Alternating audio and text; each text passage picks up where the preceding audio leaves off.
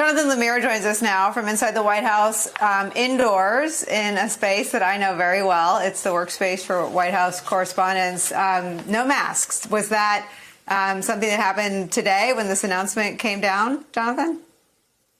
Yeah, Nicole, it's a new day here at the White House too, and the president.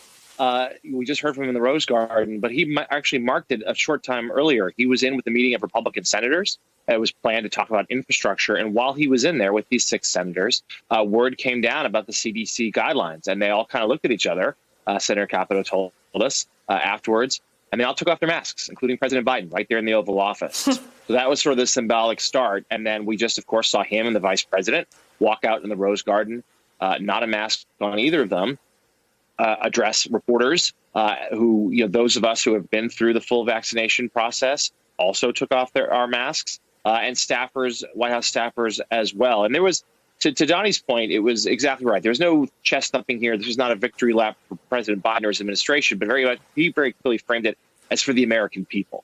He, of course, cautioned that we're not done with this yet. There are still too many Americans dying, that they do have some work to do to make that vaccination goal by July 4th, to have 70% of American adults have at least that one shot. And of course, we've still got children to vaccinate as well. But he was clearly trying to frame this as a turning point, a real important symbol of that return to normal that we've all wanted for so long. And he was quick to credit science, yes, but also the American people for doing it and being so vigilant and getting vaccinated.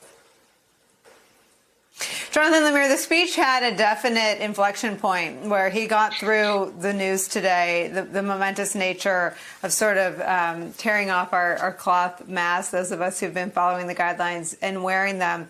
And he turned to this part, I don't know if it was written, it sounded pretty off the cuff, about optimism. And you see reflected in the Right Track, Wrong Track numbers, where for the first time in 4 years, 54% of Americans, the majority, think the country's on the right track. How central is it for this president and this White House to project this optimism in terms of where we are fighting the pandemic?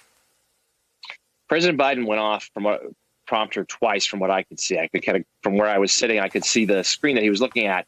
And at one moment, it was his very powerful invocation about grief. And as we've talked about, there's never been, I think, an American public figure who speaks so eloquently about the idea of personal loss, informed by the tragedy that he suffered in his own life. And he really sort of connects with people and understands what they're going through. But the second part was exactly that riff about optimism, that the idea that it is never a good bet to bet against the American people. That's a line he uses sometimes. And we've heard it more and more when he's talking about competing with China in the 21st century economically, when he's talking about just how sweeping this infrastructure jobs family program may be.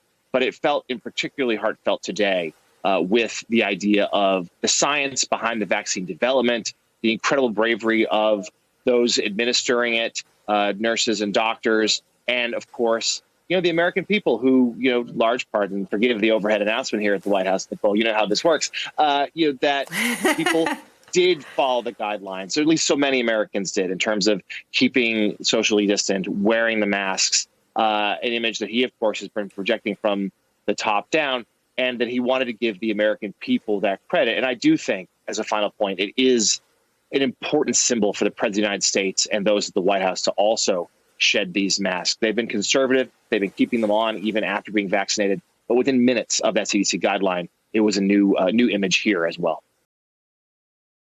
Hey, thanks for watching our YouTube channel. You should know that you can follow today's top stories and breaking news and catch up on your favorite MSNBC shows all in one place. Download the NBC News app today.